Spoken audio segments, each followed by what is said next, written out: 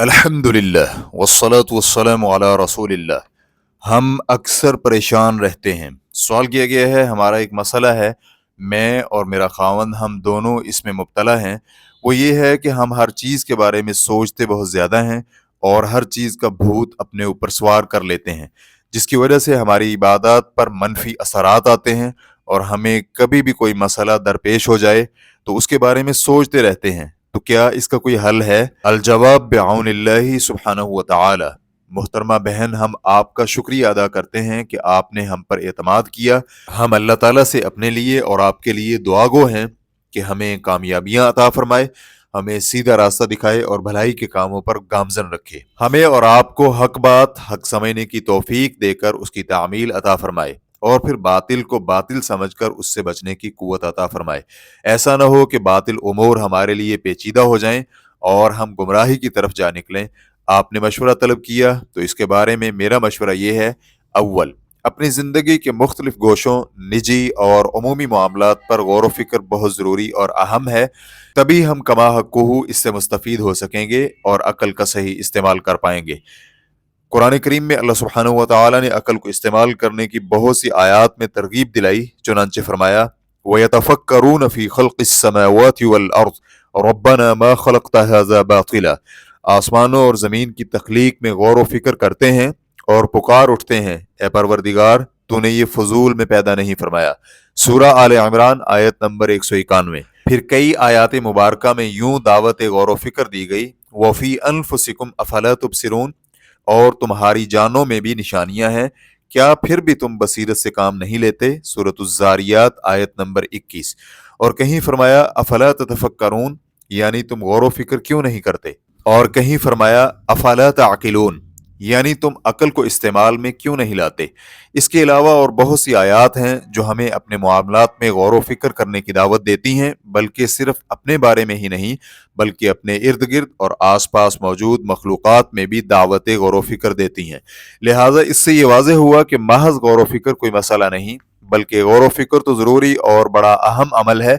हमें हमारा दीन गौर व फिक्र करने की दावत देता है और कुरान करीम इसकी भरपूर तरगीब दिलाता है। दोम, ऐसा मुमकिन है कि गौर व फिक्र नफ्सियाती या समाजी बहरान बन जाए, लेकिन ऐसा कब होता है जब हद से ज़्यादा सोचा जाए और इंसान के अपने मामूलाती ज़िंदगी बहुत ज़्यादा सोचने की वजह से धर्म भरम हो जाएं। मसलन, हम अपने मामलात के बारे में हद से ज़्यादा सोचने लग जाएं। अपने आप को किसी ऐसे मामले के बारे में मशगूल रखें जिसके बारे में सोचने से कोई फ़ायदा नहीं होगा, बल्कि उसके मुताल्लिक सोचते हुए खामखा की परेशानी लाहिक होगी। इंसान आगे न बढ़ सकेगा, ना ही कोई नई सोच, फिक्र या हल पेश कर सकेगा। दिल में सिर्फ तरद्दुद और आदम इत्मीनान जागुज़ी होगा, जिसके नतीजे में इंसान कोई भी फैसला नहीं कर पाएगा।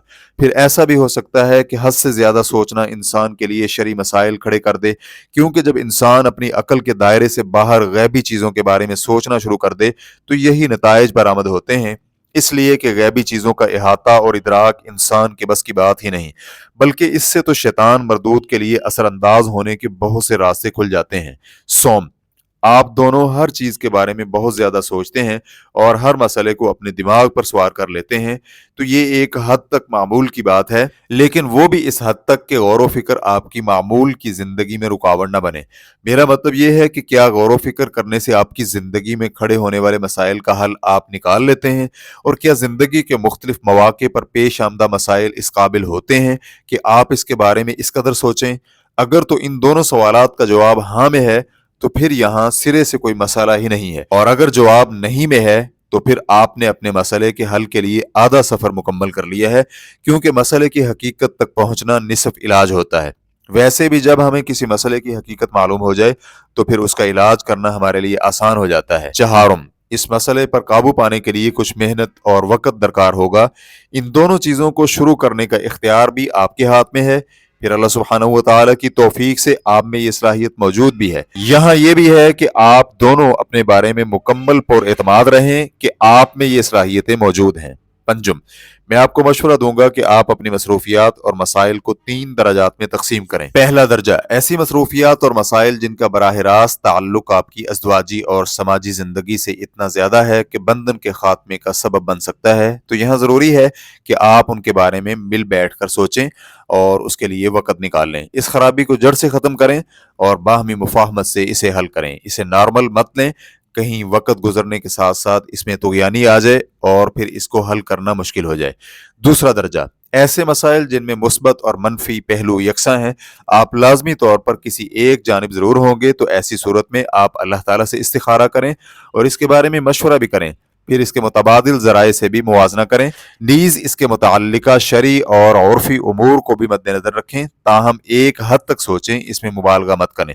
تیسرا درجہ، ایسے مسائل اور مصروفیات جو کسی بھی صورت میں آپ سے متعلقہ نہیں ہیں کیونکہ ان کا تعلق ہی دوسروں سے ہے، تو ایسے امور کو زیر بحث لانا ہی نہیں چاہیے کہ دوسروں کے معاملات میں ہم ٹانگیں اڑائیں اور اپنا وقت ضائع کریں، کیونکہ سادہ سی بات ہے کہ یہ معاملات آپ سے متعلقہ ہیں ہی نہیں، آپ کے سوچنے سے ان میں کوئی فرق نہیں پڑے گا۔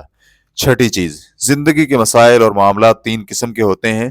ایسے معاملات جو ماضی میں گزر چکے ہیں ان کے بارے میں زیادہ غور و خوض نہیں کرنا چاہیے، ہاں اتنا ہو کہ ماضی کی غلطیوں اور تجربات سے مستقبل کے لیے رہنمائی لیں، اس لیے کہ ماضی دوبارہ نہیں آئے گا، چنانچہ گزرے ہوئے وقت کے بارے میں زیادہ سوچ بچار کر کے وقت ضائع کرنے کی ضرورت نہیں۔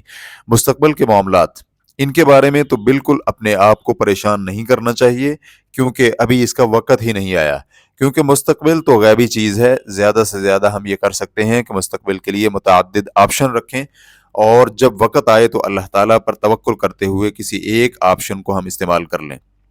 موجودہ معاملات اور حالیہ چیزیں، یہی وہ مسائل اور معاملات ہیں جن میں جس حد تک ہو سکے میسر متبادل امور میں موازنہ کریں، ان کے بارے میں کسی سے مشورہ لینے میں بھی کوئی حرج نہیں، بغیر کسی پریشانی کے اور قلق دل پر لیے دوسروں کی آراء بھی لیں، انشاءاللہ آخر کار معاملات ایسے ہی چلیں گے جیسے ہم اللہ تعالیٰ سے امید لگائیں گے، کیونکہ اگر ہم کوئی بھی فیصلہ اور حتمی بات استخارے اور مشورے کے بعد کرتے ہیں تو ہمارے بارے میں اللہ تعالیٰ کے اختیار کردہ حکم میں خیر ہوگی انشاءاللہ۔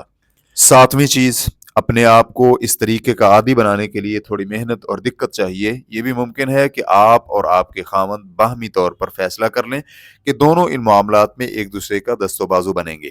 اگر کسی ایک سے کہیں کوئی کوتاہی ہو تو دوسرا اسے یاد دہانی کروائے گا، اور کسی بھی موضوع پر حد سے زیادہ بات چیت اور غور و فکر نہیں ہوگا تو اس سے یہ ہوگا کہ کچھ ہی عرصے بعد آپ محسوس کریں گے کہ آپ اپنے معاملات میں حقائق کی دنیا میں رہتے ہوئے عملی فیصلے کرنے لگے ہیں۔ 8ویں چیز، قلق اور پریشانی کے حوالے سے ایک بہت ہی اچھی کتاب ہے جس کا نام پریشان ہونا چھوڑیے جینا شروع کیجیے، اور اس میں عملی پہلوؤں پر گفتگو کی گئی ہے۔ یہ کتاب ڈیل کارنیگی کی ہے جس کا اردو ترجمہ بھی دستیاب ہے۔